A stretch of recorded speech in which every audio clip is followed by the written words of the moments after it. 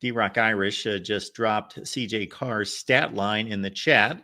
So I guess we can start there. Quarterback play on this fine blustery afternoon, I assume, in South Bend, like the rest of the Midwest. Yeah, windy, cold. Sun did show up for a little bit of the game, though. Wasn't expecting that early on, but it did end up showing up. Yeah, quarterback's a good place to start. I think you look at the stats, and I think you see CJ Carr, the freshman quarterback, played for both squads, got some reps for both squads there. And overall, I mean, you look at it, the gold team goes 20 of 32 passing. The blue team goes 24 of 35 passing. They combined for over 500 yards. They throw 4 touchdown passes. Things went pretty well in the passing game when you look at it statistically. I think there are a couple things, though. Riley Leonard did not play in this game. Still coming back from, he had a surgery, another procedure done on his ankle at the start of spring this year, so he did not play in this one. And I think the thing you kind of look at with this isn't so much the stat lines. It's more so kind of the overall look and the overall feel. And you can see the inexperience. I put in my post after the game, Steve Angeli, he had a great game, phenomenal game against Oregon State in the Sun Bowl this past year to conclude the 2023 season. And his numbers were great, had a phenomenal day, nothing against him. But in all honesty, with what had left Oregon State because of the mass exodus through the transfer portal, because of them and the Pac-12 dissolving, you could argue he played against a better defense today, even if the defense wasn't exactly scheming and game planning necessarily. And he looked slow in his reads. He looked oftentimes a lot of passes thrown behind. Didn't necessarily look comfortable. Now, is that credit to a defense? Sure. Is that credit to not necessarily credit, but as part of the reason for that, getting in rhythm with some younger receivers, some guys all playing together for the first time. That's certainly probably the case too. But I think you do walk away from this.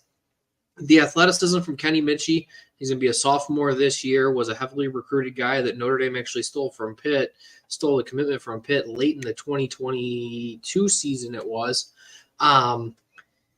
His athleticism was on display. Again, when he gets outside of the pocket, dangerous on his feet. Obviously, the inexperience showed itself. He threw an interception. He could have thrown one more in that contest.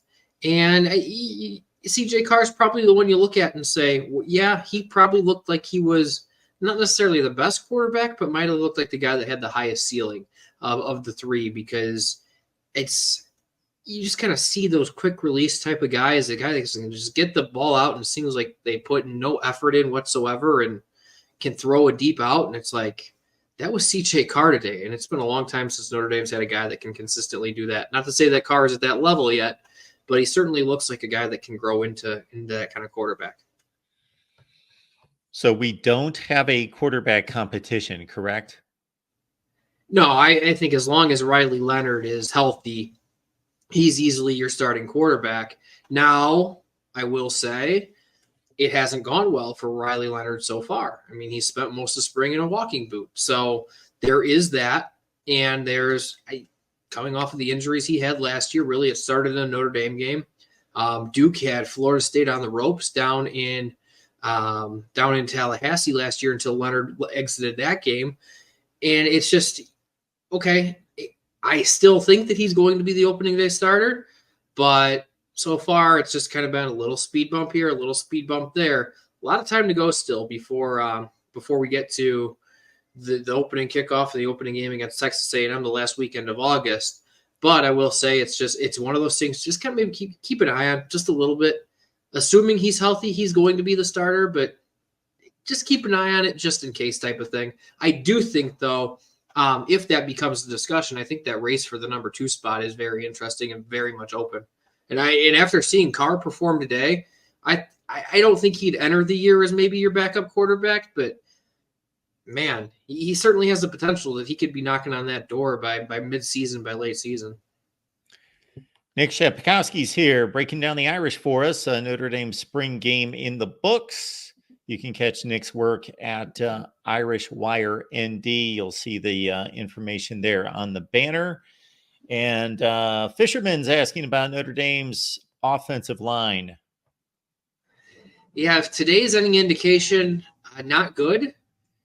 You do have to remember Notre Dame does have probably one of the better defensive lines in the country.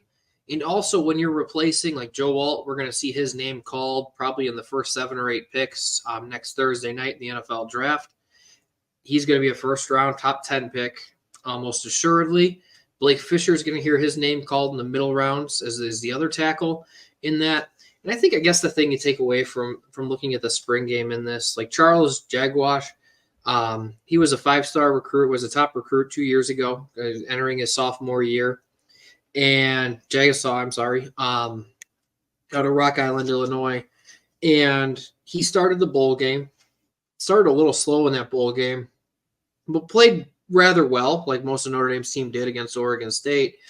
Today you saw him a little bit against Notre Dame's defensive line, and that was a little bit of growing up in with 31,000 or so pairs of eyeballs on him. There was a learning process there a little bit, and it ended up getting better, I think, as the game went on. But there was a little bit there, like RJ Onye, the new court, RJ Ubin, rather. I'm getting all the defensive linemen. Jason Onye, both had pretty good showings against him. I would say Notre Dame's defensive line I feel pretty good about. The offensive line, I guess when I evaluate it, I can't sit here and be like, oh my goodness, it's panic mode and it's this and that.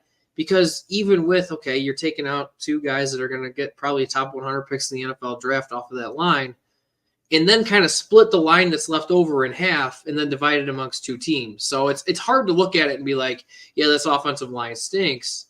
But it is certainly one of those of, I know Notre Dame has quite the history of offensive alignment, especially in the last decade. But it's not as simple as, okay, just take out a top 10 pick and instant replace them type of thing either. I do think that there's going to be a setback there. It's going to be up to the skill players to make up for that a bit.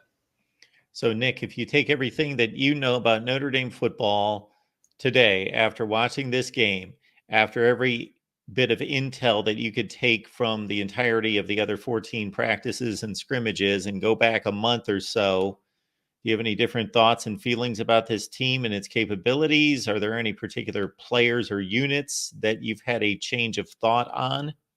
Well, it's interesting because, like, one of the things, the guy that I'm probably most interested in, at least offensively on this team, wasn't available today. And it wasn't because he was injured. It's because he had a lacrosse game this morning and wasn't going to pull double duty on the same day. And that's Jordan Faison, the wide receiver. It was a walk-on, was highly recruited in lacrosse, played for the national national championship lacrosse team, or as I should say, they won that championship in lacrosse. He came in as a freshman as a lacrosse player and decided to walk onto the football team. Did that by mid-season, had earned a scholarship, and he reminds me of, like, when you watch him, he reminds me very much of, like, I mean, he was a Blitnikoff winner at Notre Dame, but like Golden Tate, just in how quick he is, but how well he controls his body. Of just like, there's one thing about being fast, there's one thing about being quick, but like when you have complete body control, Faison has that. And like, you can go look up his lacrosse highlights and it's absurd. It's like watching people trying to like swat at a gnat trying to defend him. And that's what he looked like on the football field last year. I was excited to see him, but despite not being able to necessarily see him, and he hasn't been in all the practices this year because he's busy scoring a goal a game in the lacrosse program that happens to be ranked number 1. But I look at the wide receivers and really the overhaul that they're kind of doing there. The biggest name, at least this spring, has been a guy that started last year pretty strong, dealt with a hamstring injury about the end of September, and didn't have the greatest finish of years. Came on a little bit stronger towards the end of the year, but name is Jaden Greathouse to keep an eye on. Notre Dame fans are going to be familiar with him. Scored 2 touchdowns in the opener last year against Navy. Was actually the first Notre Dame player to, I believe, ever do that, receiving-wise anyway. And that's kind of your Jason Garrett. A lot of Notre Dame fans, not a huge fan of him in the booth, but I think he did make an interesting comparison today during the game. When you kind of look at a body like Jaden Greathouse is, 6'3", close to 200 pounds, you kind of think, okay, well, that's not really the type of guy that you're going to put in a slot type of deal, but that's exactly what Notre Dame was using him as quite a bit today. and what they probably plan on doing. And Mike Denbrock, the new offensive coordinator that has been at Notre Dame 2 times before, is back for a third run. This time calling plays fresh off of leading LSU to a historic offensive season, and one that saw a Heisman Trophy won by their quarterback, Jaden Daniels. There's a lot of excitement and a lot of curiosity of what this offense is going to look like. And so far, I think what's interesting is Denbrock has said a lot of, okay, yeah, this is what I did, and this might have been what I won with and played very well with LSU last year. But you have to play with the players that you have. And when you look at Notre Dame, they've recruited a lot of the same way that they have done traditionally. They still have very good tight ends. Mitchell Evans, the one that was Notre Dame's leading tight end a year ago, got hurt late in the season, tore an ACL, was not available today. But you look at it, and a guy that has battled injuries or so, but his name, Eli Raridan, stepped in, and he had a very good showing today, scored the first touchdown of the game. And it just kind of looks like one of those of it's kind of things are different, but they're also going to still kind of be the same for Notre Dame as well, because it's going to be heavy influenced by the tight ends. I see that Michael's putting the comment up there about Micah Gilbert. Yes, the 5 receptions, 79 yards, 2 scores, had the big long touchdown haul as well. It's an exciting player to keep an eye on. I am curious of, like, I feel like last year it was just like Tommy Reese light was kind of what you'd call the offense, or kind of what the design was. And that's, if you know Tommy Reese and how he was received in South Bend, there were some things that were like, oh my goodness, this guy is a genius. And there is a good chunk of what in the world is going on here. Jared Parker was a lot like that last year. And I think there's a lot of faith and a lot of confidence that Denbrock's going to bring something that's a lot more potent and a lot more modern than Notre Dame's seen in quite some time offensively.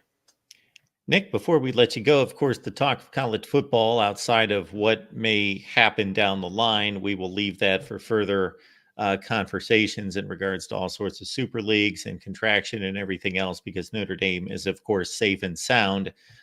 Looking at the transfer portal, which, of course, runs through April 30th,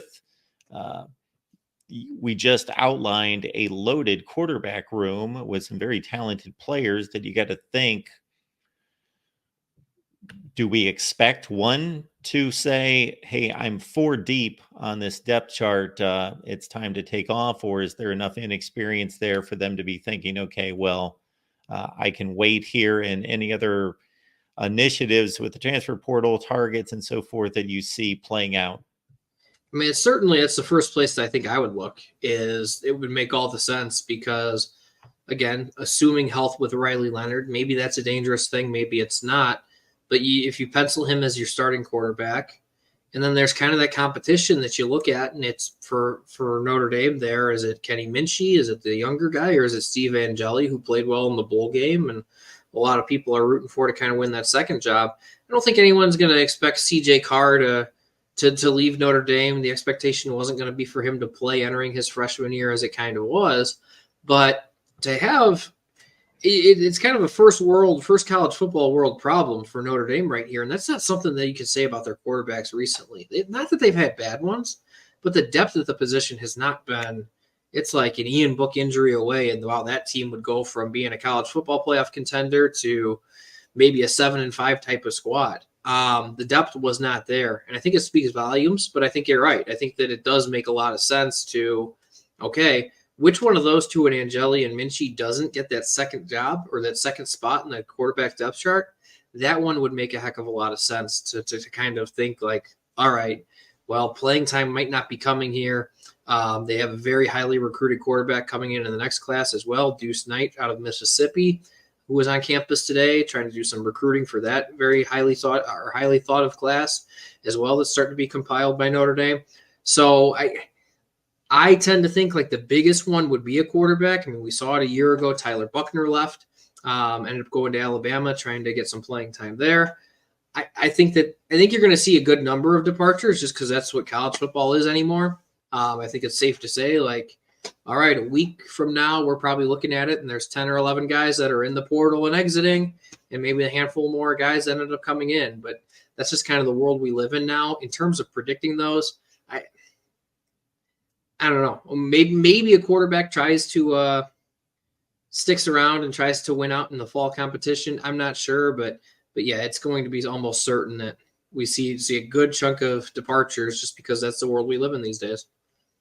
Nick Shepkowski, Irish Wire ND. You see the X handles / Twitter handles right there with Nick and both Irish Wire ND. Nick, we appreciate you answering the call. I was desperate for Notre Dame information and a take from you. So thank you so much for stopping by and taking some time out of your schedule tonight.